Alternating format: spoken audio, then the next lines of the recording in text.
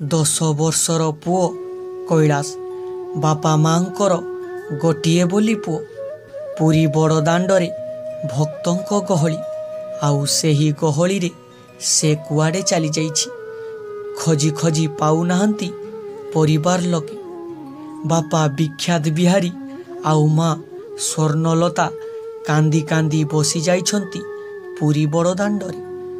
ମହାପ୍ରଭୁ ଶ୍ରୀ ଜଗନ୍ନାଥଙ୍କ ଦେଉଳ ସାମ୍ନାରେ ପୁଅକୁ ନ ପାଇଲେ ପାଦେ ହେଲେ ଆଜି ସେମାନେ ଘୁଞ୍ଚିବେନି ବୋଲି ମହାପ୍ରଭୁଙ୍କୁ କାନ୍ଦି କାନ୍ଦି ଗୁହାରି କରୁଥାନ୍ତି। ଆଜି ବଡ଼ ଦାଣ୍ଡରେ ମହାପ୍ରଭୁଙ୍କୁ ଦର୍ଶନ କରିବାକୁ ଯାଇ କାନ୍ଦି କାନ୍ଦି ଗଡ଼ି ଯାଉଛନ୍ତି ସେହି ବାପା ମା। ପୁଅ କୈଳାସ, ତାଙ୍କର ଏକମାତ୍ର ପୁଅକୁ ଆଜି ସେମାନେ ଏହି ଭିଡ଼ ଭିତରେ ହରାଇ କାନ୍ଦି କାନ୍ଦି ଗଡ଼ି ଯାଉଛନ୍ତି ବଡ଼ ଦାଣ୍ଡରେ। ବିଖ୍ୟାତ ବିହାରୀ ମିଶ୍ର, ବୟସ 42 ବର୍ଷ, ଯାଜପୁର ଜିଲ୍ଲା ଧର୍ମଶାଳା ବ୍ଲକ ଅନ୍ତର୍ଗତ ବଳରାମପୁର ଗାଁରେ ତାଙ୍କର ଘର। ମାତ୍ର ଅନୁଗୁଳ ଜିଲ୍ଲାର ନୂଆହତା ସ୍କୁଲରେ ଶିକ୍ଷକତା କରନ୍ତି। ବିଖ୍ୟାତ ବିହାରୀ ବାବୁ ପରିବାର ସହ ଅନୁଗୁଳରେ ରହନ୍ତି। ଆଉ ପରଶୁରାମଙ୍କର ଅଷ୍ଟମୀରେ ପୁରୀରେ ଯାଇ ପହଞ୍ଚିଥିଲେ ବିଖ୍ୟାତ ବାବୁ। ଭୋର 3ଟା ଟ୍ରେନରେ ଯାଇ 6ଟାରେ ପହଞ୍ଚିଗଲେ ପୁରୀରେ। ଆଉ ପୁରୀରେ ପହଞ୍ଚି ତାଙ୍କ ସହ ଯାହା ଘଟିଗଲା ତାହା ତାଙ୍କୁ ଆଶ୍ଚର୍ଯ୍ୟ କରିଦେଇଛି। ଯେଉଁ ଠାକୁରଙ୍କ ମହିମାକୁ ସେ ଦିନେ ଛଳନା ଭାବୁଥିଲେ, ସେହି ପ୍ରଭୁ ଜଗନ୍ନାଥଙ୍କ ମହିମା ଆଜି ସେ ନିଜେ ଅନୁଭବ କରିପାରିଛନ୍ତି। ପୁସ୍ତକରୁ ବାହାରି ସେ ଆଜି ନିଜେ ଶରଣ ପଶିଛନ୍ତି ମହାପ୍ରଭୁଙ୍କ ନିକଟରେ। ଏମିତି କିଛି ଘଟଣା ଘଟିଗଲା ତାଙ୍କ ସହ ଯାହା କେହି କଥାରେ କହିଲେ ବି ବିଶ୍ୱାସ କରିବେନି। କିନ୍ତୁ ଯିଏ ଅଙ୍ଗେ ଲିଭେଇଛି ସେ ହିଁ ତାର ମର୍ମ ବୁଝିଛି। ବିଖ୍ୟାତ ବାବୁ ଛୁଟିରେ ସ୍ତ୍ରୀ ଓ ପୁଅକୁ ଧରି ଯାଇଥିଲେ ପୁରୀରେ ଶ୍ରୀଜୀଉଙ୍କର ଦର୍ଶନ କରିବା ପାଇଁ। ଯିବେ ଯିବେନି ଏହାର ପରିଣାମ ସେ ଆଜି ଠିକ୍ ପାଇପାରିଛନ୍ତି। ପୁରୀରେ ବହୁତ ଗହଳି, ଆଉ ତା ସାଙ୍ଗକୁ ଏବେ ଯାଇଛି ରଥଯାତ୍ରା। ଆଉ କିଛି ଦିନ ପରେ ବାହୁଡ଼ା ଯାତ୍ରା ମଧ୍ୟ ଆସୁଛି। ଏନେଇ ଭକ୍ତମାନେ ଆଜିଠୁ ଅପେକ୍ଷା କରି ରହିଛନ୍ତି ପୁରୀରେ। ଆଉ ବିଖ୍ୟାତ ବାବୁ ଭାବି ଆସିଥାନ୍ତି ଯେ ସେମାନେ ଆଜିଠାରୁ ପୁରୀରେ ଭଡ଼ା ନେଇ ମହାପ୍ରଭୁଙ୍କର ବାହୁଡ଼ା ଯାତ୍ରା ଦେଖି ଘରକୁ ଫେରିବେ। ଏବଂ ଆଜି ମଧ୍ୟ ରତ୍ନଭଣ୍ଡାର ଖୋଲିବା ନେଇ ସେ ଶୁଣିଛନ୍ତି। ତାହା ମଧ୍ୟ ଦେଖିବା ପାଇଁ ବହୁତ ଆଗ୍ରହୀ। କିନ୍ତୁ ରତ୍ନଭଣ୍ଡାର ଖୋଲିବା ପୂର୍ବରୁ ତାଙ୍କ ସହ ଏମିତି ଘଟିବ ସେ କେବେ ସୁଦ୍ଧା ଚିନ୍ତା କରିନଥିଲେ। ତ ଏଇ ପରଶୁରାମ ଅଷ୍ଟମୀରେ ପୁରୀ ବଡ଼ ଦାଣ୍ଡର ଭିଡ଼ ଜମିଥାଏ। ତାପରେ ରତ୍ନଭଣ୍ଡାର ଖୋଲିବାକୁ ନେଇ ଆଜି ଶ୍ରୀମନ୍ଦିରରେ ଭିଡ଼, କଡ଼ାକଡ଼ି ନଜର। କିନ୍ତୁ ଏହାପରେ ମଧ୍ୟ ଅନେକ ଭିଡ଼ ସାଙ୍ଗକୁ ଟାଣ ଖରାରେ ତାତି ଏତେ ଗହଳିରେ ପ୍ରଭୁଙ୍କର ଦର୍ଶନ ଆଜି ମିଳିବ କି ନାହିଁ ତାହା ସନ୍ଦେହ। ଦୀର୍ଘ 4ରୁ 5 ଘଣ୍ଟା ଲାଇନରେ ଛିଡ଼ା ହେବା ପରେ ବହୁତ ବିରକ୍ତକର ଅନୁଭବ କଲେ ବିଖ୍ୟାତ ବାବୁ। ଆଉ ସେଠୁ ଫେରିବା ପାଇଁ ସ୍ତ୍ରୀଙ୍କୁ କହିଲେ। ସ୍ତ୍ରୀଙ୍କୁ ବିରକ୍ତ ହୋଇ କହୁଥାନ୍ତି, ଏତେ ଗହଳି ଆଉ ଠେଲାପେଲାରେ ଏଠି ଛିଡ଼ା ହୋଇ ହେବନି। ପ୍ରଭୁଙ୍କ ଦର୍ଶନ ହେଲେ ହେଉ ନ ହେଉ, ଆମେ ଚାଲିଯିବା, ଆମେ ଏଠୁ ଚାଲିଯିବା ଚାଲ। ଅଧୈର୍ଯ୍ୟ ହୋଇ ପଡ଼ିଲେ ବିଖ୍ୟାତ ବାବୁ। ଆଉ କହିଲେ, ଆମେ ତ ବାହୁଡ଼ା ପରେ ଯିବା, ଆଜି ନହେଲା ନାହିଁ କାଲି ଆସି ମହାପ୍ରଭୁଙ୍କୁ ଦର୍ଶନ କରିବା। କିନ୍ତୁ ସ୍ତ୍ରୀ ଓ ପୁଅର ଏକା ଜିଦ୍, ସେମାନେ ଆଜି ହିଁ ଜଗାକୁ ଦର୍ଶନ କରିବେ। ଜଗାକୁ ନ ଦର୍ଶନ କରି ସେମାନେ ଫେରିବେ ନାହିଁ। ଶେଷରେ ଦୀର୍ଘ 4 ଘଣ୍ଟାର ଅପେକ୍ଷା ପରେ ସେମାନେ ପ୍ରଭୁଙ୍କୁ ଦର୍ଶନ କଲେ। ଆଉ ଭିଡ଼ ଭିତରେ ଯେତେବେଳେ ପ୍ରଭୁଙ୍କ ଦର୍ଶନ ସାରି ବାହାରକୁ ଆସିଲେ।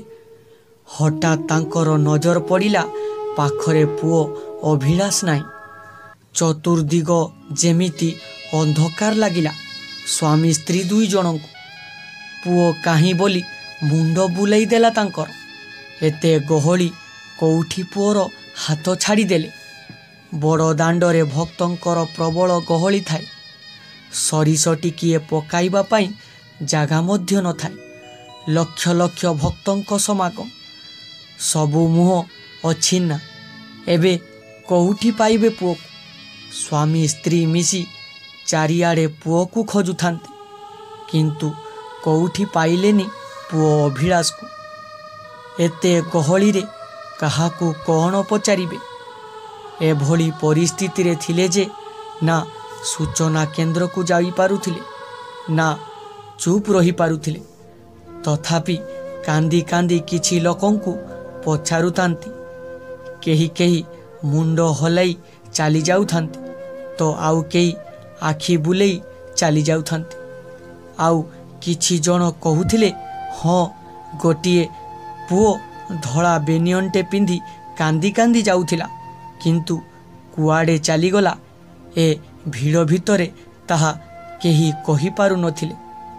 ଏତେ ଗହଳି ଥିଲା ଯେ କାହାଠାରୁ ଭଲରେ ବୁଝି ପାରୁନଥିଲେ ବିଖ୍ୟାତ ବାବୁ। ତାଙ୍କ ସ୍ତ୍ରୀ ବିକଳ ହୋଇ କାନ୍ଦୁଥାନ୍ତି। ପୁଅ କୁଆଡ଼େ ଗଲା କହି ଚିତ୍କାର କରୁଥାନ୍ତି।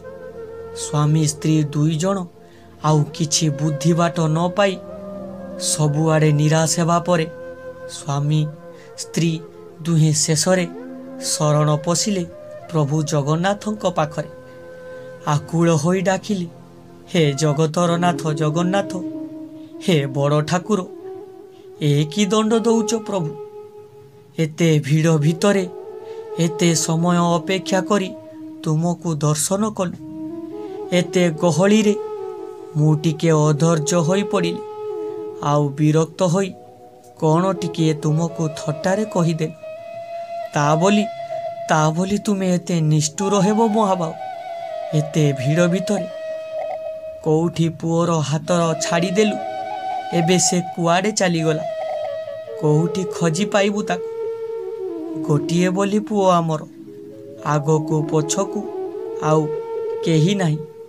ହେ ମହାବାବୁ, ମୋ ପୁଅକୁ ଏମିତି କେମିତି ଛଡ଼ାଇ ନେଉଛ ପ୍ରଭୁ? ଆପଣଙ୍କର ଦର୍ଶନ କରିବା ନିମନ୍ତେ ଆସି ଆପଣ ଆମକୁ ଏ କି ବିପଦରେ ପକାଉଛ ମହାପ୍ରଭୁ? ଏହି କ'ଣ ତୁମର ଇଚ୍ଛା?